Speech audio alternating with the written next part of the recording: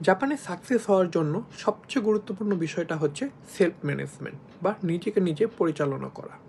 আজকে কথা বলবো আপনি কিভাবে নিজেকে পরিচালিত করলে বা কোন কোন উপায় ফলো করলে আপনি সফল হতে পারবেন।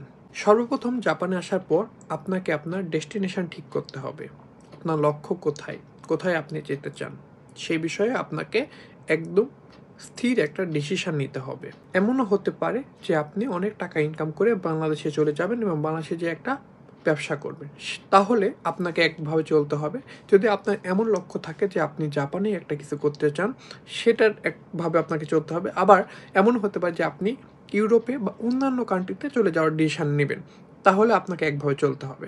আজকে কিভাবে চললে আপনি কোথায় যাবেন বা এই সম্পর্কে কথা বলার চেষ্টা করব।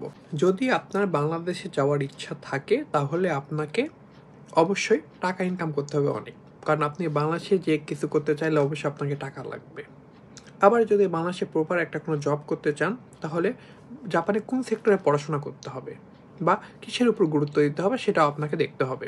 জাপান থেকে যদি বাংলাদেশে যে আপনি জব করতে চান, সবচেয়ে ভালো উপায় হচ্ছে আমার মতে একটা হচ্ছে আইটি সেক্টর এবং অপরটি হচ্ছে অটোমোবাইল।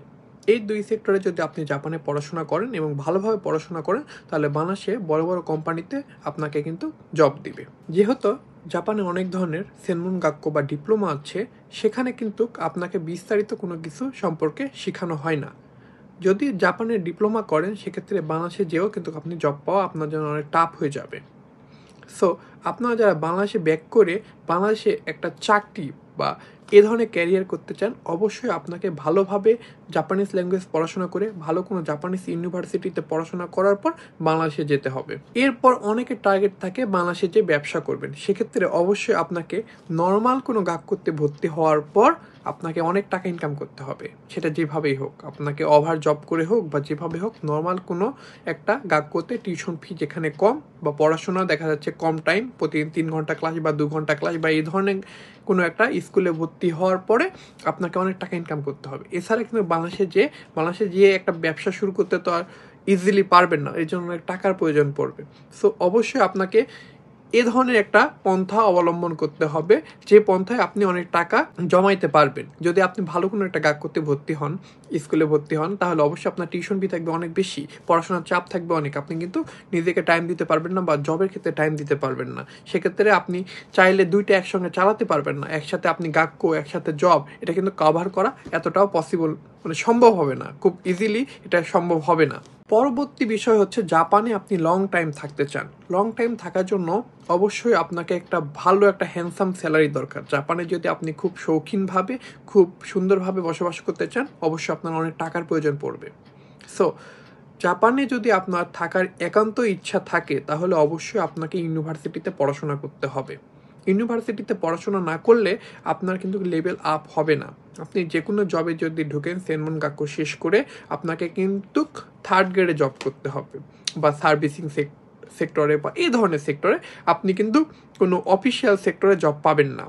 অফিসিয়াল জব পাইলেও সেটা কিন্তু মানে ইউনিভার্সিটির সাথে কম্পেয়ার করলে অনেক নিচু থাকবে এবং স্যালারি খুব একটা যদিও পার্থক্য হয় না, বাট আপনার লেভেল আপ হবে না, স্যালারিও বাড়বে না। সেক্ষেত্রে আমার মতে জাপানিজ ল্যাঙ্গুয়েজ স্কুলটাতে ভালোভাবে পড়াশোনা করে, সেই সময়টুকুতে জব কম করে ভালোভাবে পড়াশোনা করে N2 বা N1 তোলার চেষ্টা করবেন। তোলার পর আপনি জাপানিজ যদি কোনো একটা ইউনিভার্সিটিতে, ভালো ইউনিভার্সিটিতে স্কলারশিপে ভর্তি হতে পারেন, তাহলে মনে করবেন যে আপনার লাইফটা জাপানে একদম সেটেল। আবার যদি এমনটা মনে করেন যে আপনি পড়াশোনাও করবেন পাশাপাশি জবও অনেক বেশি করবেন, এটা কভার করা কখনোই পসিবল হবে না।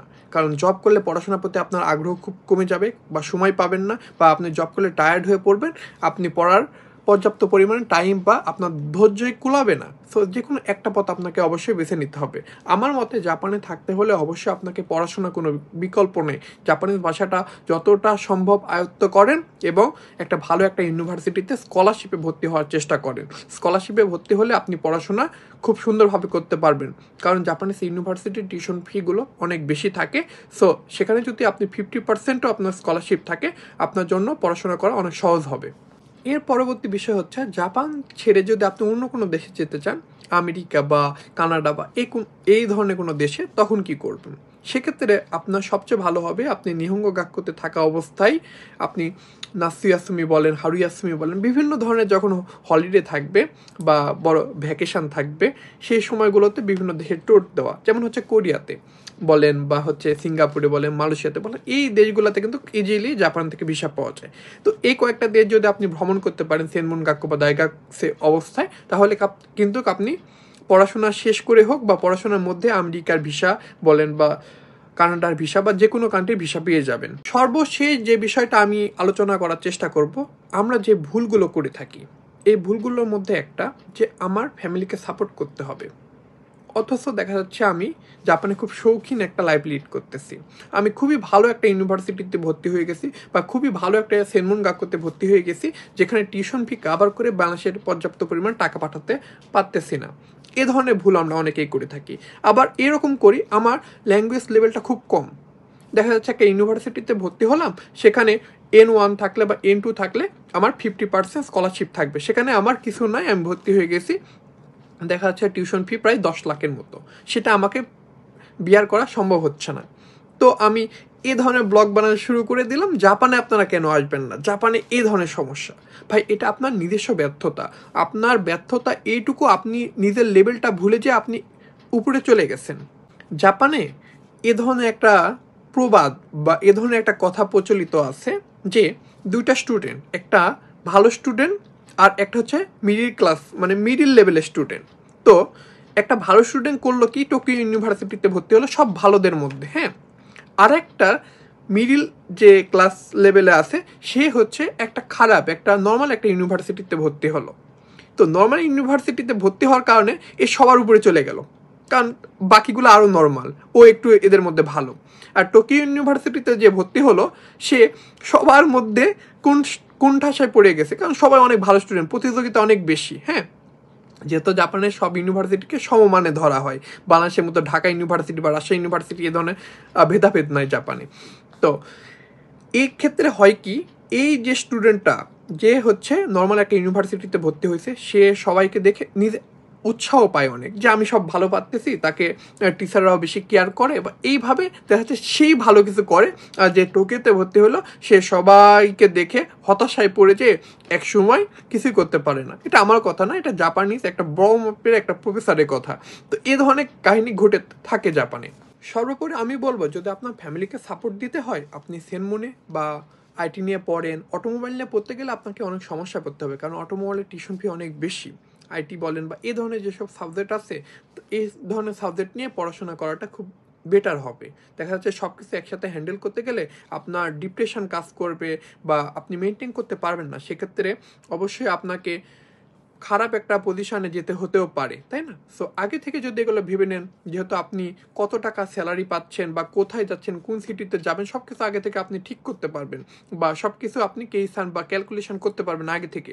সো সব কিছু আগে থেকে ঠিক করে একটা নির্দিষ্ট একটা প্ল্যান আপনাকে তৈরি করে সামনে আগাতে হবে, এবং সব সময় আপনার পারিপার্শ্বের সাথে আপনার ভালো সম্পর্ক রাখতে হবে। যেমন আমি কোনো বিপদে পড়লে আমি যাকেই ফোন করব, সে আমাকে এই কথাই বলবে, ইসমাইল টেনশন মাত করো ভাই, তোমারা ভাই আবিবি জিন্দা হো। আমার 3 বছর বা 3.5 বছরে এই একটা মাত্র অ্যাচিভমেন্ট জাপানে, যে আমাকে কেউ এ ধরনের বলার লোক আছে, শুধুমাত্র একটা দুইটা তিনটা না। আমার এখানে নিজস্ব ফ্যামিলির জাপানে কেউ থাকে না, বাট আমি এখনও 10টা ফোন করলে 10 জনের কাছে প্রায় 10 থেকে 20 লাখ টাকা ম্যানেজ করতে পারবো যে কোনো সময়।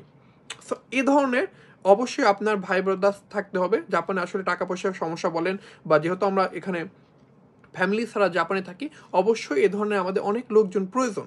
সো সবার সাথে সুসম্পর্ক বজায় রেখে পরামর্শ করে এবং নিজের ফিউচারকে নিজে আপনি কিভাবে দেখতে চাচ্ছেন সেই অনুযায়ী আপনাকে প্ল্যান করে সামনে আগালে জাপানে ইনশাল্লাহ সফল হতে পারবেন, যেটা বাংলাদেশে সফল হওয়ার থেকে জাপানে 50,000 গুণ সহজ হবে। আশা করি সবাই বুঝতে পেরেছেন। ধন্যবাদ।